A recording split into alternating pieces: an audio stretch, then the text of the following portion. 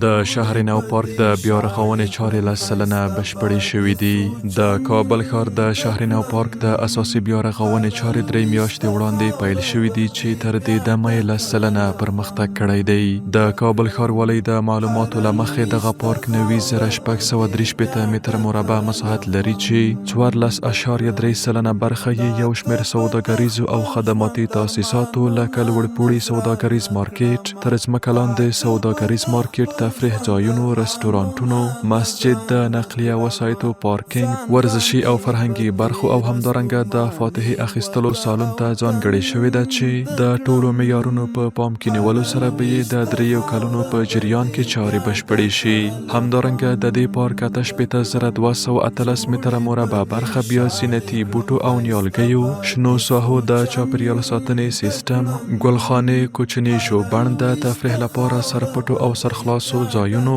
ورزشي کمپلیکس، هنري او کلتوري ګالرۍ ته ځانګړې شوې ده. پر دې سربیره به په دې پارک کې د 9,455 متر مربع په اندازه پلې لارې هم په اساسي ډول ورغول شي. د شهرنو پارک د اساسي بیا رغونې لپاره 1,904,000,000 افغانۍ پانګونه کیږي چې د بیا رغونې چارو له بشپړېدو وروسته به په مستقیم او غیر مستقیم ډول سلګونو هیوادوالو ته د کار زمینه برابره کړي. شهرنو پارک د کابل ښار له پخوانیو او مهمو تفریح ځایونو شمیرل کیږي چې د معیاري زیربناو او امکاناتو د نشتون له امله اساسي بیا رغونې ته اړتیا لري. د بیا رغونې چارو له بشپړېدو وروسته به دغه پارک د چاپیریال ساتنې او د ښار د ښکلا په برخه کې مهم رول ولري چې د پارک عمومي برخو ته به ښاریان وړیا لاسرسی ولري او شهرنو پارک به په یو مناسب او خوندي تفریح ځای بدل شي.